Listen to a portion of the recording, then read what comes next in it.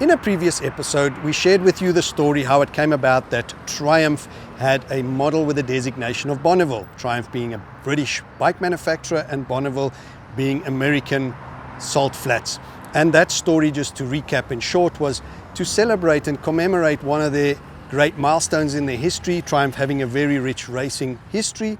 And in 1956, with a streamlined cigar-style motorcycle, they broke the land speed record in 1956. So to commemorate that, they started a model range, the Bonneville, which is one of the longest continuous producing model range, T100, T120s and so forth during the ages. And we showed you the T214 commemorating that event, 214 mile an hour reached. Now, in this episode, we're back at Triumph South Africa, and thank you again. We have a very special bike here in front of us, and they gave us this opportunity. And we'd like to share with you how it came about, how the British manufacturer Triumph got another model with the designation of Daytona. Again, very synonymous with American racing.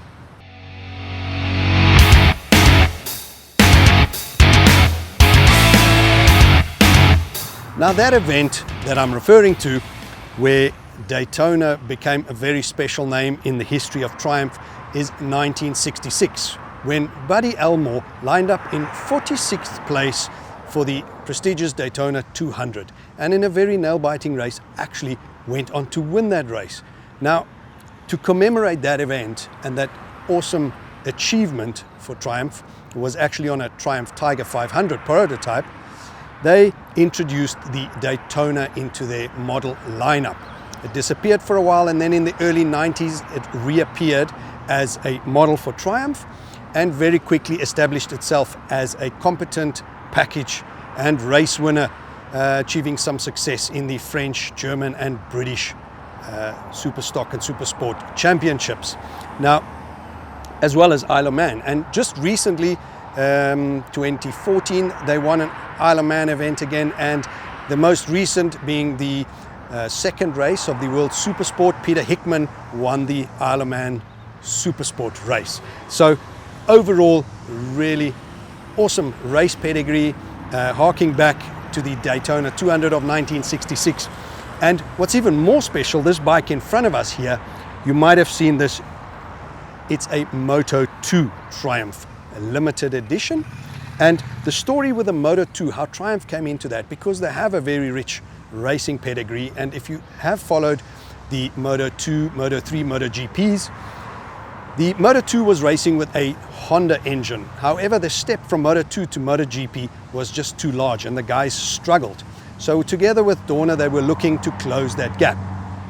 And that's when Triumph changed their existing motor, which was a 675, they changed it to a 765 and gave it more torque and more horsepower to actually make the bikes more potent in Moto 2 and close the gap. So when the guys stepped up from Moto 2 to Moto GP, they found it much easier, the transition. And this is where this awesome bike comes in. It's actually a homologated bike for the road. So the closest thing you can get to a Moto 2 racer for the roads. And officially sanctioned by Dorna and MotoGP, this is a Triumph limited edition Moto 2 765, aptly limited to 765 units. Now, to celebrate this unique partnership between FIM, Moto 2 and Triumph, they didn't just stuff a 765 motor into the traditional Daytona.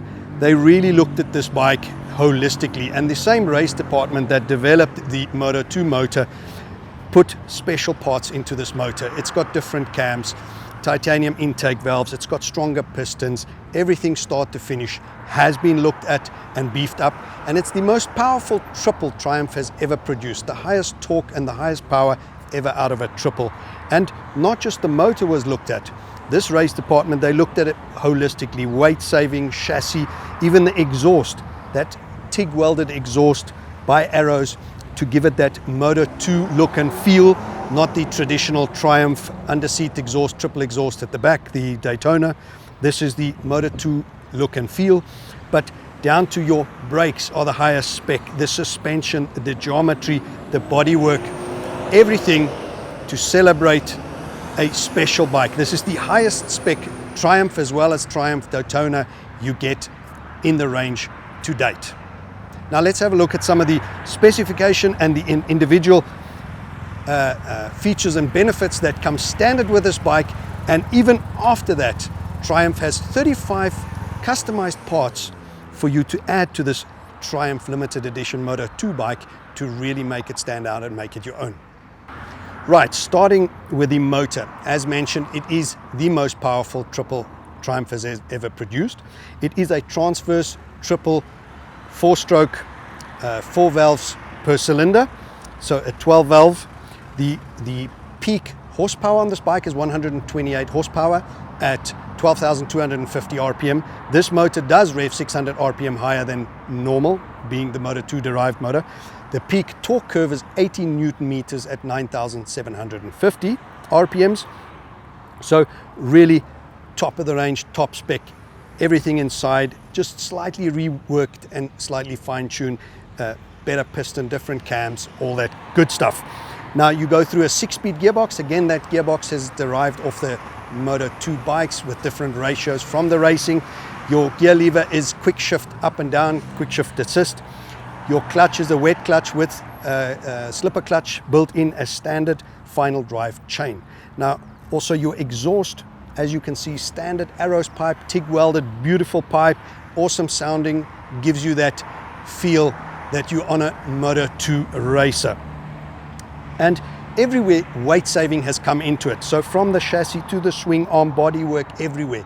Even the rims are light alloy cast wheels front and back, 17-inch, shod with a 120 and a 180. Öhlins front and rear. Your brakes, again, top kit. Brembo's front and rear with a twin 310mm disc in front, 220mm disc at the rear. Adjustable ABS all round. And just all round again, weight saving. Your bodywork is natural clear coated carbon in a high gloss finish, and just light silver accents which actually pay homage to the Union Jack, and it really blends nicely with the Triumph logo. Your paint over here is a metallic which really enhances the carbon fiber and the deep look.